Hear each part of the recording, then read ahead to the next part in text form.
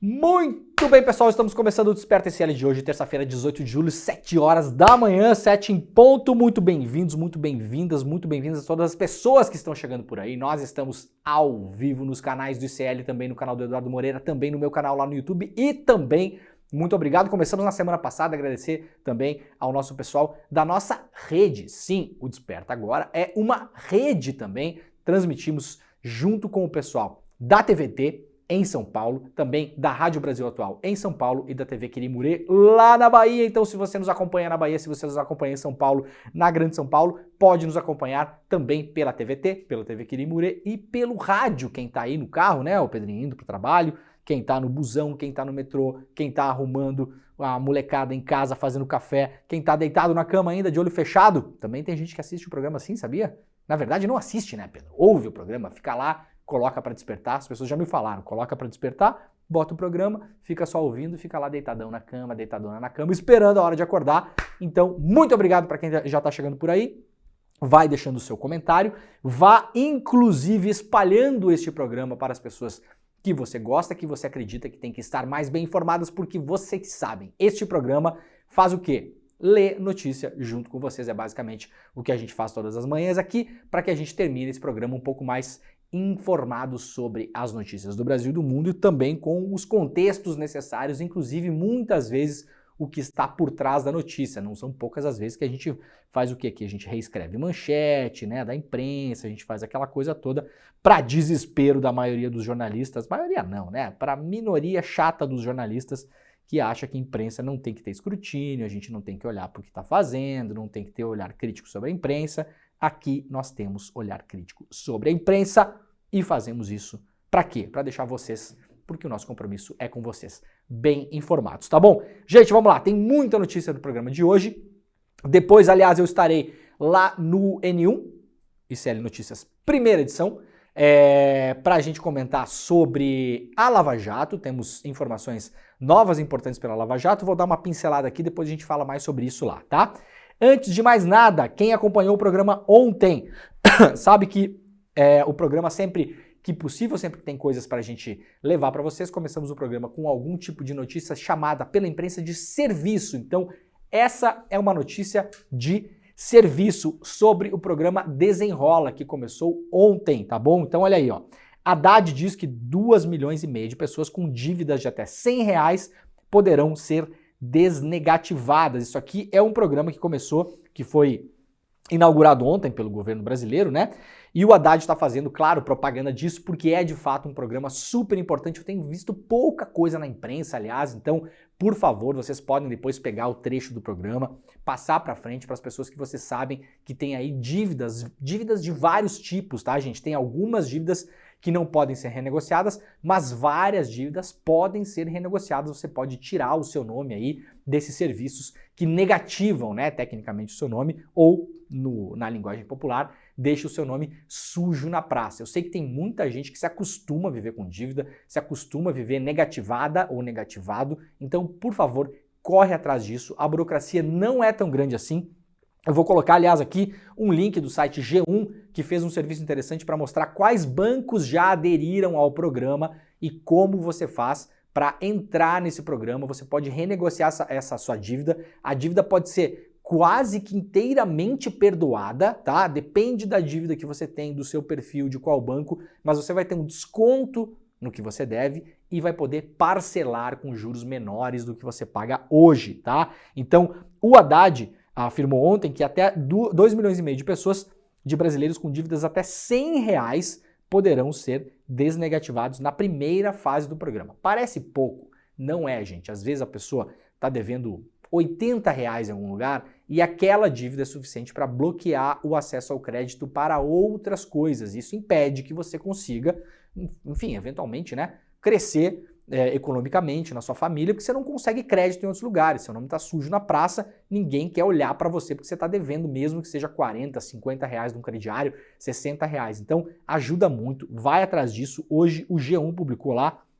uma matéria de serviços importante mostrando os bancos que estão participando do programa para você saber também como renegociar as suas dívidas. O programa vai ter duas fases, tá, gente? Começa com uma fase de faixa de dívidas e faixa também de quanto você ganha por mês. Depois vai ter uma outra fase com uma outra faixa de pessoas que ganham um pouco mais, que tem dívidas de até R$5.000, tá bom? Então, começando por aqui, o programa de hoje, saibam que, importantíssimo, olha aqui, ó, Banco do Brasil, Bradesco, Caixa Econômica Federal, Itaú, Unibanco e Santander já confirmaram ontem que vão participar do programa Desenrola, programa de negociação de dívidas do governo federal. Na primeira fase do programa, isso aqui é importante, ó, que foi anunciado na sexta-feira passada, pessoas com renda mensal até R$20.000, então se você tem renda mensal de até R$20.000, o que abarca aí a imensa maioria do povo brasileiro, claro, né? Nós não temos a maioria das pessoas que ganham mais do que R$20.000. Poderão renegociar suas dívidas diretamente com os bancos, dentro da faixa 2, essa definida pelo governo. Também a partir de segunda-feira, os bancos participantes do programa terão que limpar o nome de pessoas com dívidas até R$100. O prazo para que as instituições terminem de dar baixa em seus sistemas, limpando o nome dos endividados, é o próximo dia 28. Então, se você tem uma dívida de até R$100, essa limpeza será automática. Confere se o seu nome saiu, né, dessas listas que negativam seu crédito. Se você deve até R$100 em qualquer lugar, tem algumas exceções, poucas exceções, mas em geral as dívidas comuns das pessoas, checa até o final do mês, até dia 28, o seu nome tem que estar limpo, tá? Então presta atenção nisso. Vale destacar, porém, que a medida que limpa o nome dos clientes não é um perdão das dívidas, tá? Então atenção, gente, o débito continua existindo, mas os bancos se comprometem pelo programa a não usar essa dívida para inserir os correntistas no tal do cadastro negativo. Então você tem que, de todo modo, ir até o banco para negociar essa sua dívida. Repetindo, você vai ganhar mais prazo para negociar, vai parcelar em várias vezes, vai ganhar desconto na dívida, tá bom? A dívida pode cair e também os juros do prazo são muito menores do que os juros praticados no geral pelas casas bancárias e pelos comércios onde você se endividou, né? Você vai lá numa loja de roupa se endividar, essas grandes lojas, para quem ainda não se ligou, né? Essas grandes redes que a gente vê em shopping center que vendem roupa, principalmente, eu não vou citar nomes porque são meio que quase todas, tá? Mas sabem aquelas redes que tem loja grande em shopping que vende roupa, né? Então, elas atuam também como empresas financeiras, como bancos. Sabe quando você vai pegar o cartãozinho aquele da loja, para você comprar na loja? Então, aquilo lá é um financiamento. E se você ficar devendo, tem um juro alto sobre aquilo. Então, na prática, essas lojas viraram também, um braço delas virou banco. Tá? Então tenta tirar essa dívida de lá, galera, e tenta levar para a renegociação do Desenrola. Tenho falado sobre esse programa aqui quase todas as semanas, porque eu realmente acho que é um programa importantíssimo, vai dar uma limpada geral na dívida da galera aí e vai liberar o seu crédito também para você poder dar uma melhorada na sua vida aí, né? Então, olha só, Banco do Brasil, tá? Os clientes interessados em negociar as dívidas podem usar inclusive o aplicativo, então confere o seu banco se você eventualmente você até não precisa ir para a agência, tá? Então depois que terminar o programa aqui, atualiza o seu aplicativo no celular, muita gente tem o aplicativo desatualizado, então atualiza o aplicativo, confere o aplicativo lá do seu banco para ver se você já não consegue participar do programa pelo aplicativo, já poupa um tempo de você ter que ir lá enfrentar fila bancária, né? O Bradesco também está participando do programa. Os clientes podem fazer a negociação através do portal do Bradesco, dos canais digitais, né? Mobile, internet banking, fone fácil, etc e tal, e também através das agências. Caixa Econômica também participa. A Caixa informa que entre as condições especiais tem descontos de até 90% da cobrança da dívida, de desconto, de abatimento da dívida que você tem lá, tá? Para quitações à vista no parcelamento e até parcelamentos de 12 a 96 meses, tá bom? Então, a Caixa também atende pelo WhatsApp, pelo telefone, pelo aplicativo da Caixa, tá? Tem uma opção lá no aplicativo da Caixa Econômica Federal, muito trabalhador tem conta na Caixa, então acessa o aplicativo da Caixa, se você tiver no seu celular, tem lá no aplicativo a opção Desenrola Brasil. Também pode ser na agência, claro, e também no site da Caixa. E o Itaú Unibanco também está participando, por enquanto, pelo que eu vi do Itaú Unibanco aqui, não tem a opção do aplicativo, tá? Itaú Unibanco só o WhatsApp e um site chamado renegociação.itaú.com.br. Santander também com parcelamento até 120 vezes das taxas, desconto de 90% e taxas flexíveis. Para participar também tem o telefone e tem o site do Santander, santander.com.br/renegociação, tá? Então chega lá que você pode abater essas suas dívidas. Isso aqui, gente, não é propaganda de banco não, tá? Isso aqui é para você saber, se você é correntista desses bancos, que o seu banco já participa desse programa de renegociação, tá bom? Isso aqui não é... Ninguém tá fazendo propaganda de banco aqui, isso aqui é uma propaganda para você resolver a sua vida, tá bom? Então, começando o programa aqui para dar uma boa notícia para as pessoas também, se você tem dívidas nesse montante ou conhece pessoas que têm, lembrando, dívidas até R$100 serão... o seu nome vai ser limpo imediatamente até o final do mês, a sua dívida não desaparece, então vai lá renegociar a sua dívida. Para quem ganha até R$20 mil por mês, tem a possibilidade de ir lá, pegar a dívida que você tem, levar ela para o banco, vai ter desconto, vai ter prazo, vai ter juro menor, tá bom? Então tira um tempo essa semana, vai resolver a sua vida, esse é um programa importantíssimo que, aliás, vai fazer girar dinheiro na economia, né? A gente destrava bastante coisa da economia com um programa como esse. Muito rapidamente, quem não acompanhou ontem, né, só pra gente lembrar as pessoas que não viram o programa ontem, Pedrinho, dá pra colocar na imagem aí a nossa chaminé? Jamais imaginei que mostraríamos uma imagem de chaminé neste programa, mas essa chaminé é importante. Esta chaminé é a chaminé da Petrobras Six, que não é mais Petrobras Six, agora chama-se Paraná Xisto. Nós conseguimos com o nosso jornalismo aqui no ICL, também lá na newsletter agrandeguerra.com.br, fazer com que a fábrica voltasse a funcionar. O caso vocês tenham acompanhado aqui no ICL, a gente vai seguir em cima dele, porque, aliás, tem novidade em relação a isso. A Petrobras Six, uma usina da Petrobras que transforma o xisto em óleo, foi vendida, privatizada pelo senhor Paulo Guedes, no saldão do Guedes e do Bolsonaro, no final do ano passado. Havia um acordo de transição, enquanto esse acordo acontecia, a Petrobras tocaria a fábrica para privatizada, a indústria que foi comprada, o grupo que comprou, né, o Forbes e Manhattan, deu um calote nesse contrato. O que é que a gente fez aqui? A gente fez uma apuração jornalística, publicou as matérias, divulgou as matérias, fez barulho, já agradeci, aliás, ontem a nossa audiência, porque fez barulho com isso, vocês levaram essa história para frente e finalmente a Forbes e Manhattan pagou a Petrobras. Então nós aqui do ICL e vocês conseguimos evitar um calote de aproximadamente 140 milhões à Petrobras, ou seja, em parte ao povo brasileiro. A chaminé voltou a fumegar na sexta-feira, a fábrica estava parada, a Petrobras falou que não tocaria mais a fábrica se a dívida não fosse paga, então agora as coisas normalizaram. Por enquanto, a deputada estadual Ana Júlia Ribeiro e a deputada federal Gleisi Hoffmann, ambas do Paraná, estão pedindo o cancelamento da venda da Petrobras Six, a reestatização da Petrobras Six, para sair da mão do grupo Forbes e Manhattan e voltar para a Petrobras. Nós acompanharemos esse caso. Quem não acompanhou o programa de ontem, acompanhe o programa de ontem, porque eu falei sobre isso também, sobre os motivos pelos quais eu e a torcida do Grêmio, né, que é maior que do Flamengo, né, ô Pedro? Maior que tudo. É maior que tudo, né? Não tem nada maior que o Grêmio, né? Não. O Grêmio é muito grande. Nós acreditamos que a Six deva ser restatizada porque esse grupo Forbes e Manhattan está envolvido em várias tretas.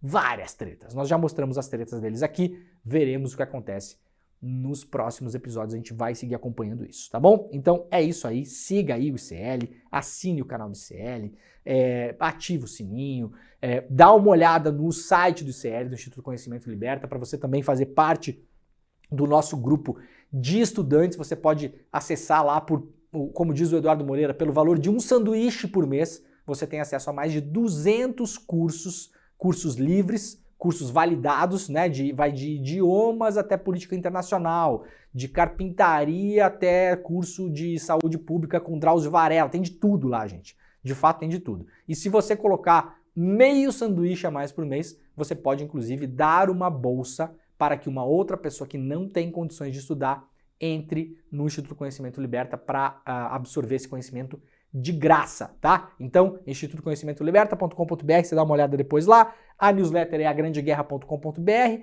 e a gente vai fazendo esse mesh aqui e a coisa vai andando. Tá bom, gente? Vamos que vamos então. Olha, tem coisas acontecendo que são muito importantes, eu quero trazer isso aqui para vocês terem uma ideia do que aconteceu na última semana, tá bom? A gente fala muito em democracia, salvamos a democracia do Brasil, tiramos o Bolsonaro do poder, porque o Brasil voltou a ser um país democrático. Eu vou mostrar uma coisa para vocês, para a gente colocar essas coisas em perspectiva também. Cada vez que eu viajo para outros países, eu fico mais ciente, ao menos para mim, né? Para minha consciência, né? Não sei se eu consigo passar isso para vocês, mas eu fico mais ciente que o Brasil é um país muito melhor do que muitas vezes a gente acha, mas ele é muito abaixo do que a gente merecia, tá? Então, se a gente comparar com vários outros lugares do mundo, o Brasil é um país democrático, né?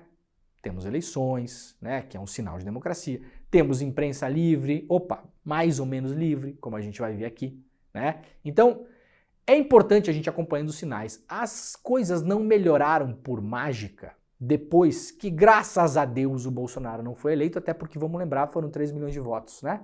A distância entre Lula e Bolsonaro. Na semana que passou, isso aqui é uma notícia lá do Diário do Centro do Mundo, eu acabei não conseguindo repercutir ela, porque isso aqui aconteceu, se não me engano, na sexta-feira ou até no sábado, né? Dia 16, Pedrinho, foi sábado, foi domingo, né? Hoje é 18? Foi domingo. Então, foi domingo e acabou que ontem eu comi bola e não tinha deixado isso aqui de lado pra gente conversar, não conversei. Então, separei essa notícia e outras para que vocês tenham uma noção do que vem acontecendo em relação ao jornalismo brasileiro na justiça, pra gente também se engajar nisso. Bom, todo mundo acompanhou o que aconteceu em relação ao ICL. Arthur Lira entra com um processo contra o ICL para que o ICL remova dezenas de vídeos do canal que falavam dele, dezenas, para impedir que o ICL falasse no nome do Arthur Lira. O processo corria em segredo de justiça, ou seja, nós não poderíamos sequer falar sobre isso, e também pedindo uma multa de R$300 mil. Isso foi na semana passada. Olha o que aconteceu com o Diário do Centro do Mundo agora. Justiça censura reportagens do DCM a pedido da deputada bolsonarista Júlia Zanatta. O juiz Luiz Cláudio Bruring, do primeiro Juizado Civil Especial da Comarca de Florianópolis, determinou a retirada de conteúdos publicados pelo DCM em reportagens envolvendo a deputada federal Júlia Zanatta. Júlia Zanatta é essa deputada aqui, muita gente já conhece, inclusive ela é esposa ou ex-esposa, não sei mais da sua situação conjugal, do cara que era, ou é até hoje, né, mas era com certeza na época, o dono do clube de tiro onde a família Bolsonaro e Adélio Bispo treinavam. Essa aqui, Júlia Zanatta. A deputada que não está nos vendo, né, para quem está só ouvindo, a deputada da coroinha de flores, né? Assumam como quiserem essa coroinha de flores. Ela eventualmente tem duplo sentido essa coroinha, quem quiser procurar na internet depois procure, eu não vou falar sobre. Tá aqui, né, portando uma arma, né, toda corajosa, né, é o típico bolsonarista, né? Proibiu agora um juiz, né, a parlamentar ingressou com uma ação pleiteando a exclusão de trechos de 2 matérias relativas a ela, publicadas no site, bem como de uma live realizada pelo DCM, além de adicionalmente pedir uma indenização financeira. Qual é o problema disso? O que é que vem acontecendo no Brasil? Os juízes e as juízas, os magistrados, vêm retirando conteúdos do ar, conteúdos jornalísticos, antes das defesas.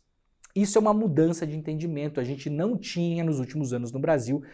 A imprensa no Brasil, depois do fim da ditadura, por incrível que pareça, sempre foi, em alguma medida, bem protegida. A nossa Constituição é muito boa em relação à liberdade de trabalho de jornalistas. Só que acontece que nos últimos anos, vários magistrados e magistradas vêm tomando decisões como essa, que eu acredito que são decisões absurdas. Por quê? Porque vão lá e obrigam que conteúdos sejam retirados do ar antes da defesa dos veículos. Vamos lembrar que a liberdade de imprensa está na nossa Constituição. Os crimes contra a honra, não. Então a gente está falando de coisas que têm pesos muito diferentes, né?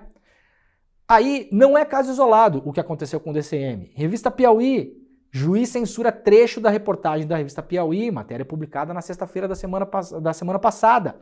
Na prática, o que aconteceu? Um juiz mandou tirar o nome de 2 pessoas de uma reportagem da revista Piauí. Qual é a grande questão? A revista Piauí é uma revista impressa, em papel, distribuída em banca.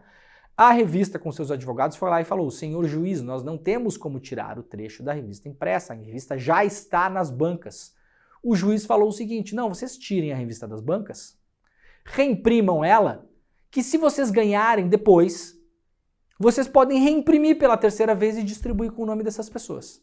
Vocês têm noção do tamanho do prejuízo do negócio desse? É claro que a Piauí não vai conseguir fazer isso. A Piauí vai ter que recolher de 5.000 bancas do Brasil as suas revistas, reimprimir as revistas sem o nome desses dois cidadãos, redistribuir e depois, eventualmente, vai ter que reimprimir de novo e distribuir de novo. Isso não vai acontecer. Então, na prática, isso é um ato de censura. De novo, antes que a revista possa ir até o final do processo e fazer a sua própria defesa. Isso não vem acontecendo só com a Piauí, só com o DCM. Congresso em Foco tira do ar entrevista de ex-mulher de Arthur Lira por decisão judicial.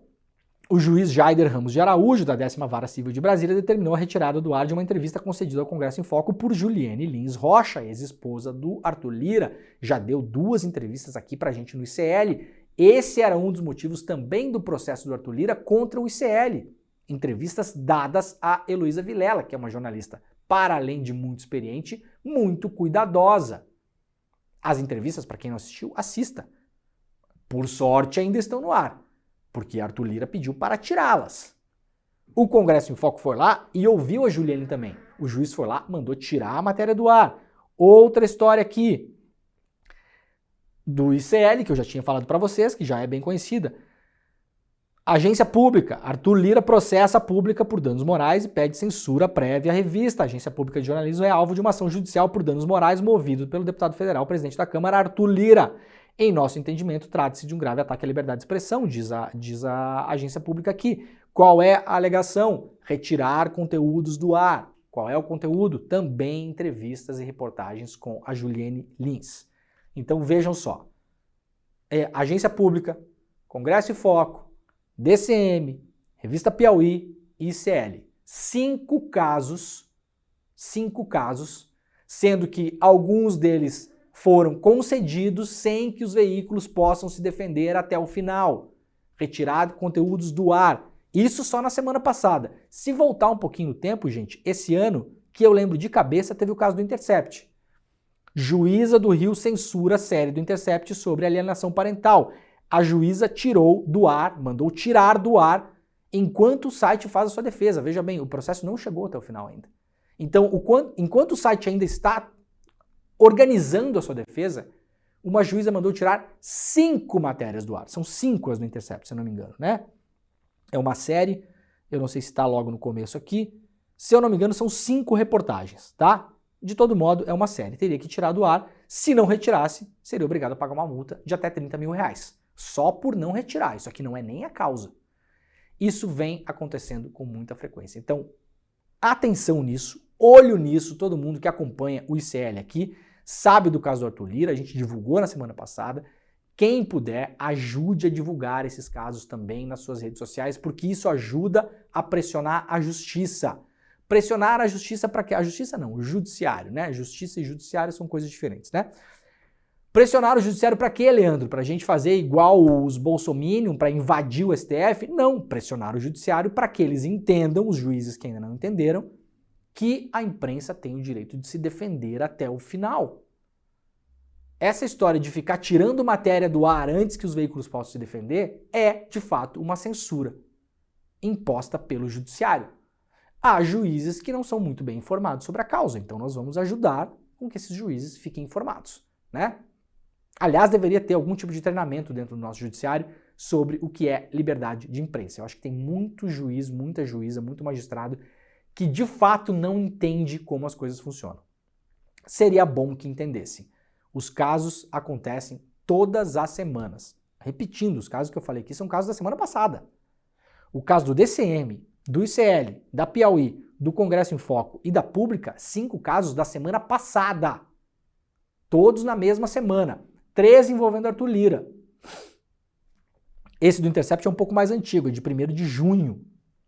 1 mês e 18 dias atrás. Se a gente voltar no tempo, tem outros casos também. Tá? Então, atenção, é bom que todo mundo saiba o que está rolando aí pra gente ficar de olho. De todo modo, enquanto isso, o jornalismo não para, claro, né? Quem quiser entender mais sobre o caso Arthur Lira, mais do que já foi exposto pela agência pública, mais do que já foi exposto pelo ICL, atenção, isso é importante também para a Juliane Lins. A Juliane Lins é uma esposa, ex-esposa, que mais de década depois consegue agora ter voz pública e ter força também para fazer essas acusações em relação ao Lira. Uma mulher que foi calada por anos, porque bem sabemos como funcionam essas coisas, tanto na dinâmica de homem e mulher, em casos como esse, como na dinâmica do poderoso Arthur Lira contra a ex-esposa. Então a Juliane Lins, apesar da tentativa do Arthur Lira de calá-la, porque ela também está sendo processada por ele, claro que está, né? Ela segue tendo a coragem de falar sobre Arthur Lira. Eu não vou ler a reportagem é muito pesada, foi publicada pelo UOL ontem, né? Assinado pela Camila Brandalize e pela Rafaela Polo, mais acusações da Juliane Lins em relação ao Arthur Lira. Segundo ela, o Arthur Lira chegava a esganá-la, tá, gente? É bem pesada a acusação, tanto verbal quanto física, então o jornalismo segue fazendo o seu trabalho. Veremos se Arthur Lira vai pedir para que também essa entrevista saia do ar. Por enquanto, essas do Arthur Lira não saíram, então você pode ler aqui no UOL, pode ler na agência pública e pode assistir as entrevistas que ela deu para Heloísa Vilela aqui no ICL. Corre para consumir esses conteúdos, porque não sabemos por quanto tempo eles estarão no ar. Essa é a grande verdade, né? Porque, obviamente, Arthur Lira não vai parar em relação a isso. Muito bem, vamos lá então, lá do DCM também, PF aciona Interpol para obter imagens de ataque a Moraes. O ministro Alexandre de Moraes foi atacado com a sua família no aeroporto Fiumicino, lá em Roma, né? A Polícia Federal acionou na segunda-feira a Interpol para acelerar o recebimento dos vídeos que mostram o trio de bolsonaristas Roberto Mantovani, vamos levantar para grifar os nomes, que é importante para que eles fiquem bem famosos, né? Roberto Mantovani, Andrea Mantovani e Alex Zanata, que hostilizaram o ministro Alexandre de Moraes. O Roberto, inclusive, segundo os relatos do dia, teria dado um soco no filho do Alexandre de Moraes. Os relatos do dia são de que essa agressão fez, inclusive, com que o óculos do filho do Alexandre de Moraes caísse no chão. Não temos as imagens ainda. As imagens foram pedidas para o aeroporto de Fiumicino, tá? A Polícia Federal entende que esse conteúdo, o conteúdo das imagens, possa esclarecer os detalhes do incidente e acelerar as investigações. No entanto, o acesso às imagens não é uma tarefa fácil. A administração do Aeroporto Internacional de Roma afirmou ter as imagens do ocorrido, mas que as gravações ficam sempre sob sigilo. Para acessar, a PF precisa formalizar um pedido e apresentar uma justificativa sólida para convencer as autoridades italianas a cooperar. Esse é o modo de se fazer de fato, tá, gente? Você vai ter que fazer uma cooperação internacional, vai ter que justificar e aí vai ter uma decisão soberana do país para saber se manda isso para o Brasil ou não. Não é como se faz, né? Como fazia o Deltan Dallagnol, por exemplo, pedir lá pro homem da câmera lá no aeroporto pelo Telegram, né? Se isso acontecer, a prova vai ser invalidada e o caso não vai para lugar nenhum. Então não é o jeito de se fazer isso, tá? Ao envolver a Interpol, a Polícia Federal busca facilitar a obtenção das imagens, contando com o aval da Organização Internacional para fortalecer sua solicitação junto às autoridades italianas. Além disso, a PF também acionou o Departamento de Recuperação de Ativos e Cooperação Jurídica Internacional, que é o departamento responsável por esses acordos, lá no Ministério da Justiça, para auxiliar nas negociações com as autoridades italianas. Lá no Globo, hoje, a colunista repórter Malu Gaspar diz que imagens mostram brasileira provocando Alexandre de Moraes no aeroporto de Roma. Então a Malu Gaspar não publica as imagens ainda, possivelmente ainda não as tem, mas ou assistiu as imagens ou pegou informações com quem assistiu. Então aqui temos um avanço do caso, matéria publicada nessa madrugada. As imagens do circuito interno de TV do aeroporto de Roma, que captaram a agressão ao ministro do STF, Alexandre de Moraes, mostram que ao menos parte da versão apresentada pelo casal de brasileiros Roberto Mantovani e Andrea Munarão não corresponde ao que aconteceu. Ou seja, pelas imagens que são descritas aqui pela Malu Gaspar, o casal mentiu, tá bom? A PF ainda não teve acesso ao conteúdo completo das imagens, porque antes era preciso apresentar oficialmente o pedido para as autoridades de Roma. As imagens deverão ser entregues à PF brasileira a partir de hoje, terça-feira, é a expectativa aqui, segundo a apuração da Malu Gaspar. Já se sabe, porém, que elas permitem constatar que não houve uma confusão interpretativa de Moraes, que foi o que o casal e aquele outro cara lá alegaram, né? Que o Moraes interpretou mal, que não era bem isso, que eles não estavam lá para agredir e nem para xingar o Moraes. Como o casal alegou em uma nota pública divulgada no domingo, dia 16. Na nota, eles sustentam que Andréa não agrediu o ministro e que foi confundida com outras pessoas pelo grupo que acompanhava Moraes em Roma. A Malu Gaspar diz, contudo, que os investigadores já sabem que a cena captada pelo circuito interno do aeroporto de Roma mostra Andréa ofendendo e xingando Moraes na área do embarque, próximo à sala VIP do aeroporto. Segundo a informação em poder da cúpula da Polícia Federal, mesmo sem som, é possível ver pelo gestual que Andréa desafia o ministro. O que ainda não está claro para os investigadores é a sequência de fatos relativos ao tapa que Alexandre de Moraes afirma que seu filho, que também se chama Alexandre, tomou de Mantovani. Este é um ponto importante de divergência entre as versões do ministro e dos investigados pela PF. Na representação que fez sobre o episódio, Moraes afirmou que Mantovani empurrou seu filho e deu um tapa no óculos dele. Na nota que divulgou o casal diz que Andréa estava sendo alvo de ofensas graves e que Roberto, que tem mais de 70 anos, precisou conter os ânimos do jovem ofensor. Ou seja, o casal sugere que quem os agrediu fisicamente foi o filho de Alexandre de Moraes e não o contrário. Esse conteúdo, portanto, deve ser enviado à Polícia Federal, segundo a apuração da Malu Gaspar, a partir de hoje. E aí com os vídeos no Brasil. Óbvio que esses vídeos serão publicados pela imprensa e a gente vai poder ver de fato o que aconteceu, né? Leandro, sabe o que é estranho? Eu tenho um mau pressentimento de que eles vão ser levados como heróis pela ala bolsonarista, sabe? Tipo, já os são. caras que bateram no filho do Alexandre de Moraes. Claro. Ou seja, tipo, eles podem ter tipo, alguma vaga em alguma coisa que eles resolverem se candidatar. Porque, cara, eu vi uns comentários, tipo, apanhou pouco, desceu o cacete, não sei o que lá. Já são, né, considerados heróis pela galera bolsonarista, sabe, né, Pedro? Mas o negócio é que, se tiver ação penal, não vai adiantar muito ser herói do bolsonarismo, né? Haja visto aí Anderson Torres, que foi preso, o tenente-coronel Cid, Daniel Silveira, né? Então pode ser herói lá na Papuda também, se quiser, né? Não tem problema nenhum. A Papuda tá cheia de herói, inclusive, né? Nos últimos tempos tem muito herói preso lá, né? Suspeitos de hostilizar Moraes e agredir filho do ministro em Roma têm depoimento marcado para essa terça-feira.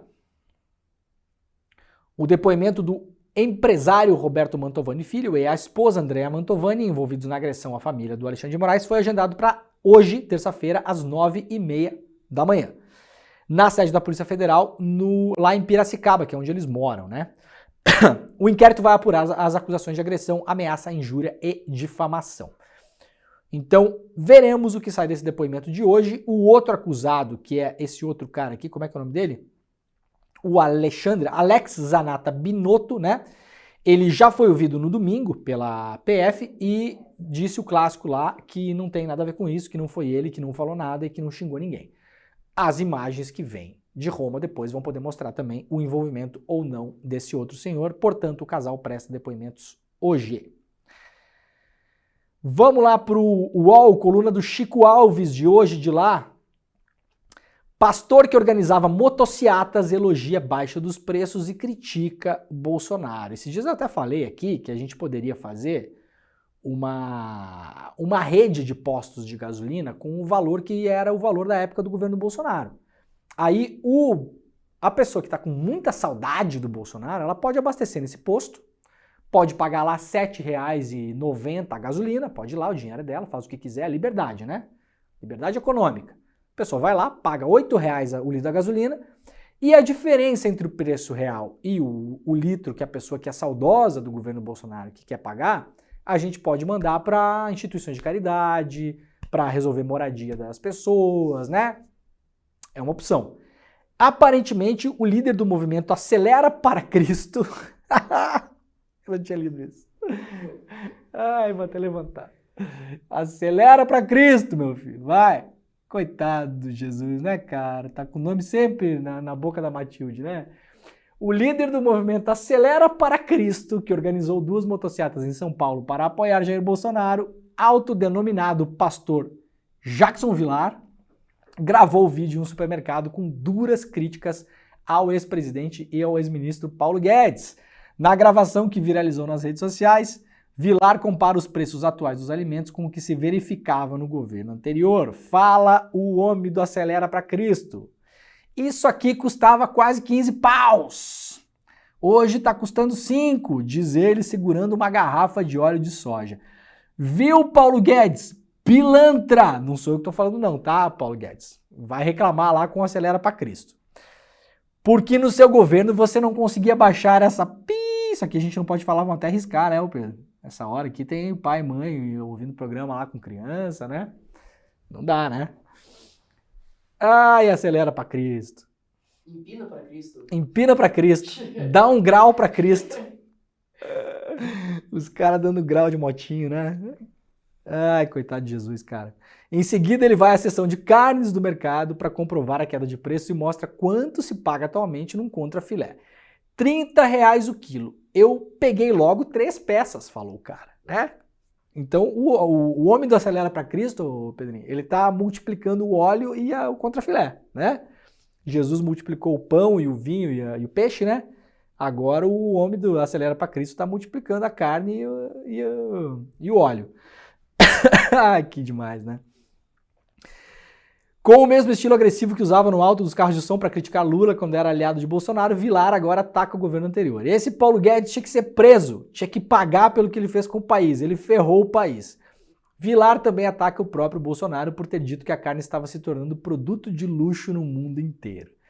E aí tem o vídeo aqui na coluna do Chico Alves. Pô, pena que eu não separei o vídeo aqui, tava correndo hoje de manhã, não consegui separar. Se eu der play aqui, não vai tocar, né? Não vai dar o áudio, né? Acho que não, cara. Ah, pera aí, eu vou mandar. Não, eu vou ter que tentar. Não, pera aí, deixa eu tentar tocar aqui. Eu vou botar o áudio do computador e ver se a galera vai pegar, pera aí.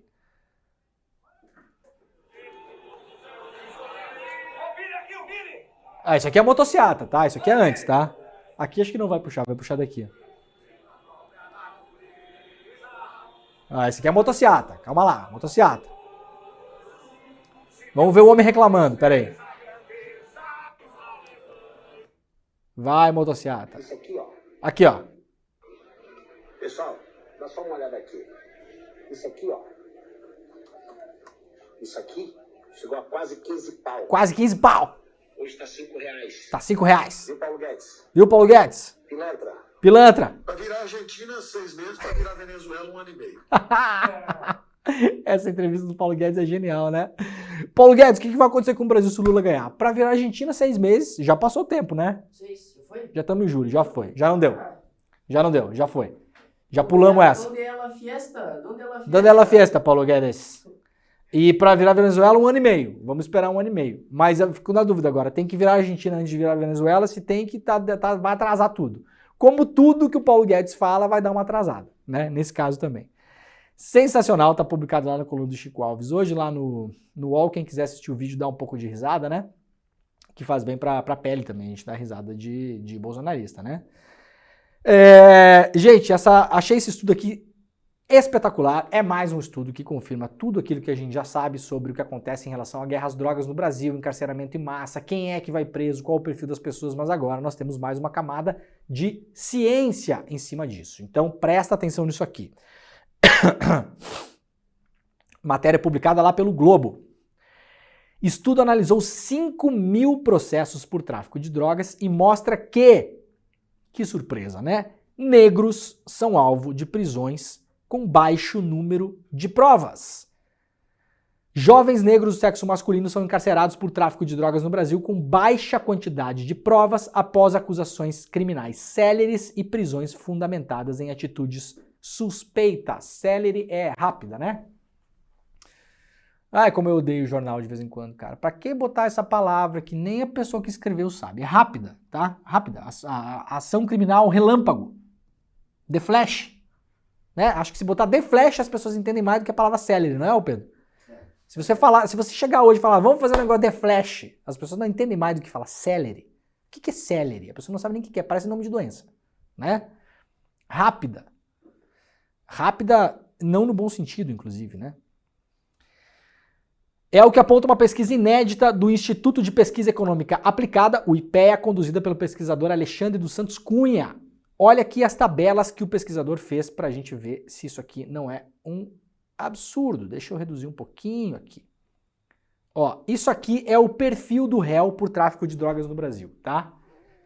5.000 casos analisados, gente. Não é 5, nem 50, nem 500. Se fosse 500 já seria uma boa amostragem, inclusive a depender do tipo de estudo. Não, são 5.000 casos analisados, tá bom?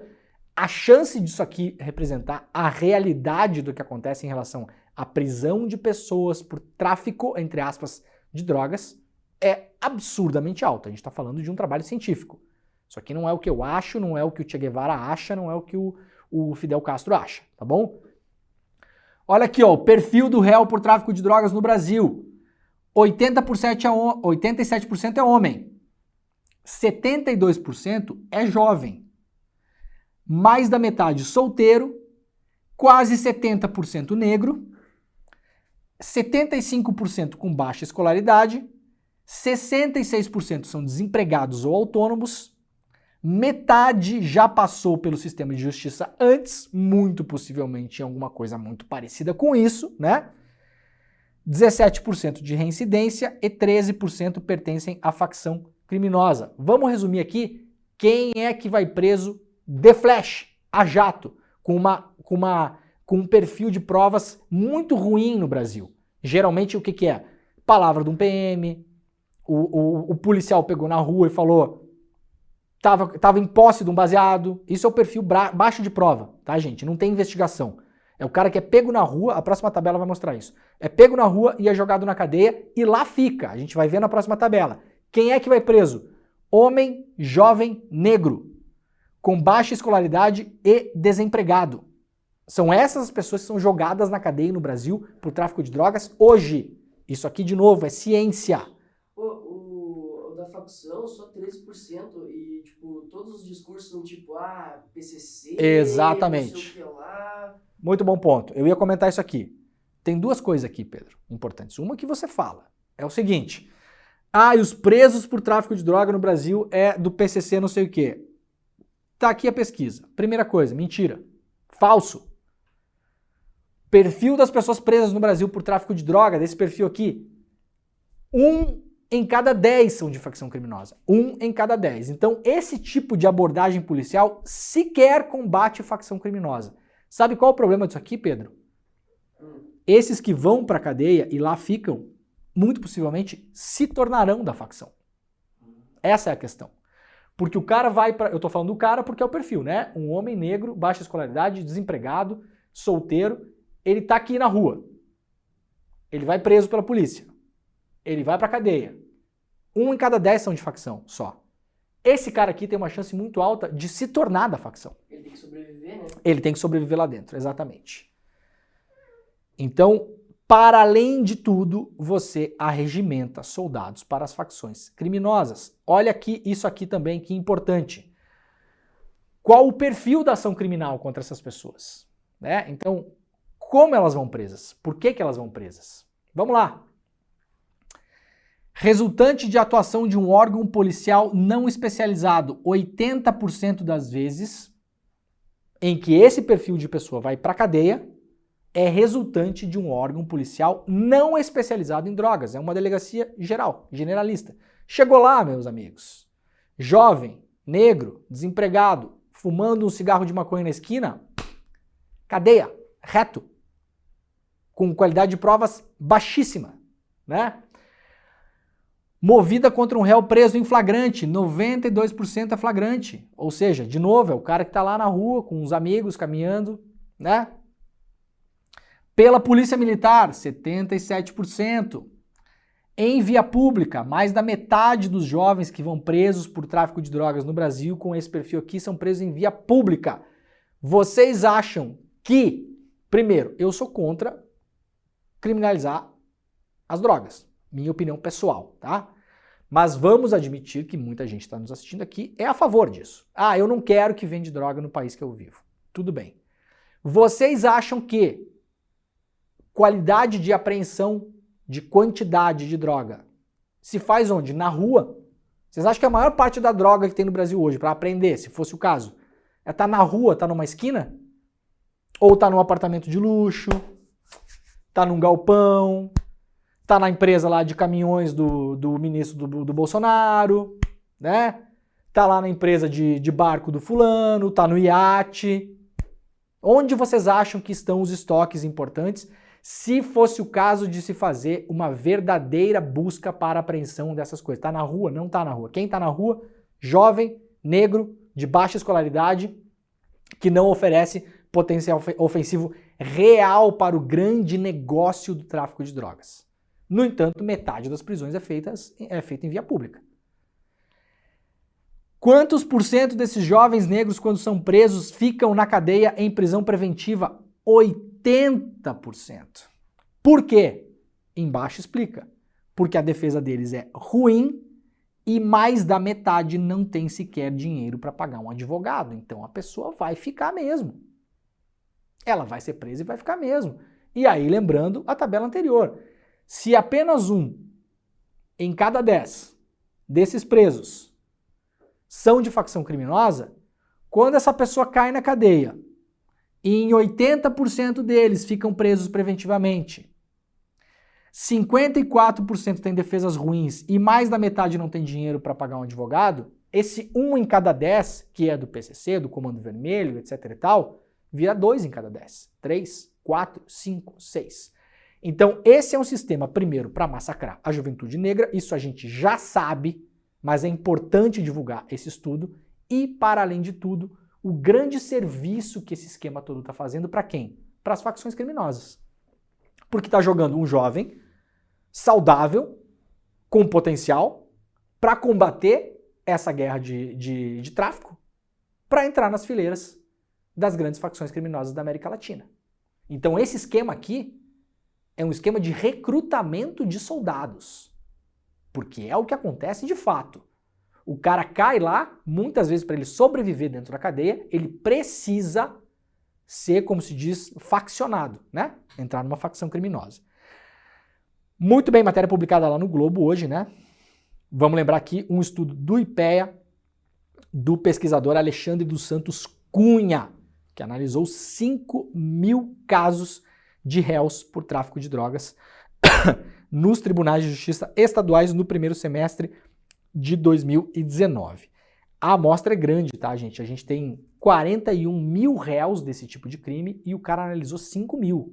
É uma amostra enorme. A chance disso aqui ser uma fotografia do que acontece de fato é gigantesca, uma margem de erro muito baixa, né? Muito bem, um mapa aqui para a gente ter uma ideia do que aconteceu no mundo ontem. As temperaturas explodindo, né? A gente vem falando de emergência climática aqui todos os dias, praticamente. Trouxe mais um mapa para assustar vocês aqui. Não é só para assustar também, é para que vocês tomem atitudes para a gente tentar juntos resolver isso, pressionar as indústrias, pressionar os empresários, pressionar os políticos, pressionar todo mundo. As maiores temperaturas registradas no mundo ontem, na América do Norte, no Vale da Morte, lá chegou a ter 56,7 graus. Na América do Sul, a Argentina registrou ontem 48,9 graus. Na Sicília, lá na Itália, 48,8 graus. Na Ásia chegou a 54 graus e na Oceania chegamos a 50 graus. O mundo vem enfrentando um ano extremamente quente e as coisas... Meu Deus, na Argentina tá inverno. A gente tá em inverno e tá 48. Exatamente. Nossa. Muito bem notado, né? Isso por conta aqui do fenômeno El Niño, mas lembrando que esses dias a ONU até soltou uma nota importante dizendo que o El Niño não tem influência no que a gente está vendo hoje de modo permanente e que estamos entrando em um território desconhecido em relação ao clima do planeta, tá bom? Atenção nisso também, gente. É a matéria principal do site The Guardian, lá do Reino Unido, de hoje, né? uma onda de calor extrema, a Grécia está tentando combater os incêndios que acontecem no país e a temperatura da Itália deve atingir de novo hoje 46 graus Celsius na Sicília e na Sardenha, chegando até 48 graus, tá? Temperaturas extremas e recorde em todo o hemisfério norte.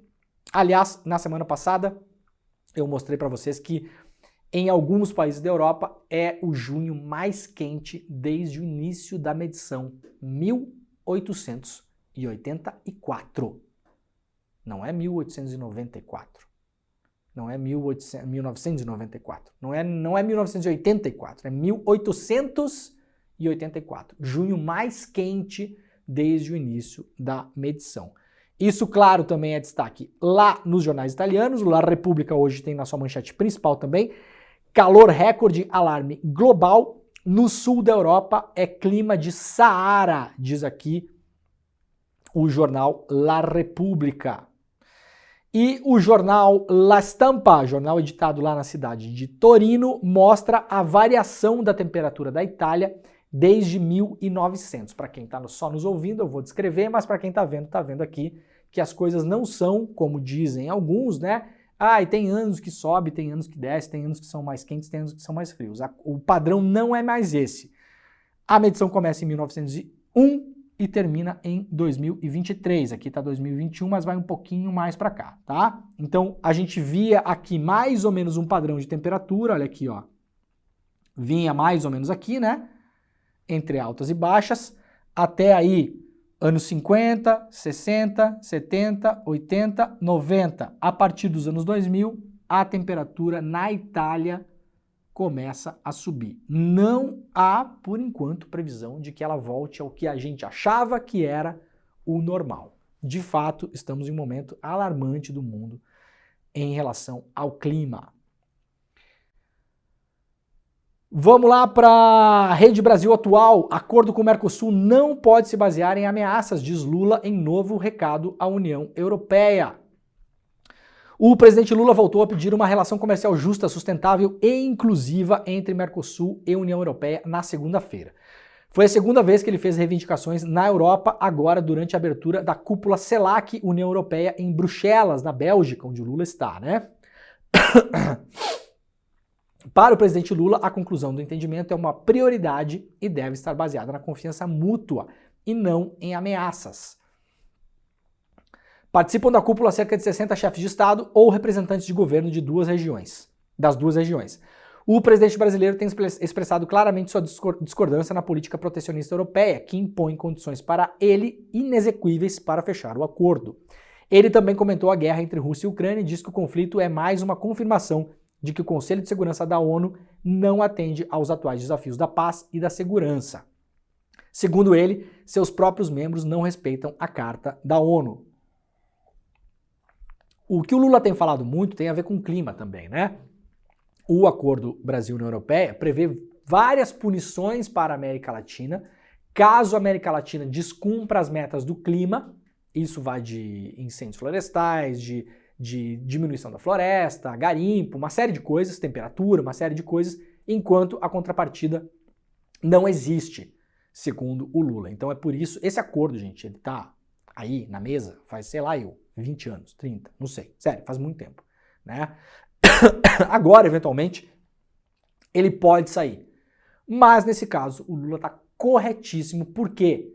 Porque depois de assinado, se o Brasil não cumprir essas metas, que tem que cumprir, que deve cumprir, mas deve ser também, tem que ter um balanço nisso. A União Europeia não vai usar isso para ajudar a combater a emergência global. Ela vai usar o descumprimento de metas da América Latina para parar de comprar produtos da América Latina e proteger os seus próprios mercados. Então a gente tem que ter uma camada também aí de discussão que não é justa nesses termos, né? O Lula tem falado muito sobre isso desde o começo do governo, né? Lá na BBC News Brasil, notícia republicada por vários meios também, né? O Daniel Galas, repórter, traz um texto interessante porque a Europa agora tem pressa para se reaproximar do Brasil e da América Latina. Bilhões de euros em investimentos, promessas de um acordo de comércio e palavras de união, tudo para recuperar o tempo perdido. Essa tem sido a tônica dos anúncios da Europa nessa semana durante a cúpula dos líderes da União Europeia e da Comunidade de Estados Latino-Americanos e Caribenhos, a CELAC, que acontece em Bruxelas. A Comissão Europeia anunciou na segunda-feira que a América Latina vai receber 45 bilhões de euros nos próximos 4 anos como parte de um Global Gateway, o programa europeu de investimentos em projetos sustentáveis em diversos setores como saúde, educação e tecnologia. Os europeus também têm pressa para finalizar o acordo comercial com o Mercosul, que está sendo negociado desde 99, tá aí, ó, eu falei brincando antes, mas é desde 99 mesmo, né, esse acordo. Em Bruxelas, Pedro Sánchez, presidente da Espanha, disse que há uma janela de oportunidade agora para que o acordo seja encerrado até o final do ano, né? Seja fechado até o final do ano. Mas por que a Europa tem tanta pressa e oferece tantas benesses, entre aspas, diz aqui o Daniel Galas, ao continente agora? Segundo fontes do Itamaraty, especialistas internacionais e até mesmo algumas das autoridades europeias, 3 pontos explicam o afã europeu em se aproximar do Brasil e dos demais países da região neste momento. A crescente influência da China na América Latina, a rivalidade com a Rússia no cenário internacional e a sensação de que a Europa perdeu muito tempo ao longo das últimas décadas. Então, de novo, tá na mesa um acordo, ele é importante, ele tem a ver também com metas do clima, que são também importantes, mas claro, a Europa tem essa veia colonizadora em relação à América Latina e vai tentar impor isso no acordo também, tá? Quem é que tá segurando a onda por enquanto? Quem? Quem é, Pedrinho? É ele, né? É o Lula, né? É o Janjo. Muito bem, nós temos que nos despedir da rede, né, o senhor Pedro, né? Já são 7h57. Muito bem, então, gente, ó, muito obrigado ao pessoal que nos acompanhou pela TVT, pela Rádio Brasil Atual e pela TV Quirimurê. Estamos encerrando a rede, a grande rede Desperta, né, o Pedro? Nossa, estamos em rede agora, que coisa chique. A gente encerra a rede com vocês, mas terminamos o programa aqui no YouTube os últimos 3 minutos. Eu vou ler 2 notícias muito rápidas para antecipar o que a gente vai fazer depois no ICL Notícias, primeira edição. Então, muito obrigado, TVT, TV Quirimurê e Rádio Brasil Atual. Até amanhã. Tchau, tchau. Galera, é o seguinte, o juiz Eduardo Apio, que foi afastado da 13ª Vara da Lava Jato por aquela ligação esquisita que teria feito pro genro do Moro, aquela coisa toda, né? Aquele caso, o desembargador que impediu a vinda do Tacla Duran para o Brasil tem um filho. Esse filho namora a filha do casal Moro. E, para além de tudo, é sócio do casal Moro em um escritório de advocacia. O Eduardo Apio, que assumiu a 13ª Vara, que era anteriormente do Moro, foi acusado de ter feito uma ligação para essa pessoa, né? Aquela ligação que nós já mostramos aqui, inclusive, pedindo para ele uns dados de Receita Federal, de não sei o que, uma ligação, para além de tudo, completamente esquisita. Muito bem. O CNJ manteve o juiz Eduardo Apio afastado da Lava Jato, né? Segundo o CNJ, conduta gravíssima. O CNJ negou um pedido do juiz federal Eduardo Apio e impediu que ele reassumisse a 13ª Vara de Curitiba, responsável pelos processos da Lava Jato. O Apio está afastado da posição desde maio. O Corregedor Nacional de Justiça, Luiz Felipe Salomão, julgou um recurso de Apio contra o afastamento. Ele manteve a decisão do TRF4, lá de Porto Alegre, que tirou o registro, o magistrado da 13ª Vara. O Apio é suspeito, como eu falei, de ter feito uma ligação intimidatória para o filho do desembargador Marcelo Malucelli em abril. No dia anterior, Malucelli havia participado de um julgamento disciplinar contra Apio. Então aqui há, como eu sempre falo, o texto e o contexto. O Apio foi afastado materialmente por esse motivo, lembremos, sem poder se defender e sem ser ouvido na época, está fazendo sua defesa agora, mas o contexto foi tirado da 13ª Vara um juiz que estava investigando os possíveis malfeitos da própria Lava Jato. Esse é o contexto. A gente vai falar sobre isso daqui a pouquinho no ICL Notícias, primeira edição. O Desperta de hoje está acabando. Terça-feira, 18 de julho, são 7h59 da manhã. O link para o N1 já está nos comentários. Então, se você está nos acompanhando pelas redes sociais, vá até a caixa de comentários, clique no link que o programa já está começando. Amanhã nós estaremos de volta. Muito obrigado pela audiência de todo mundo e tchau!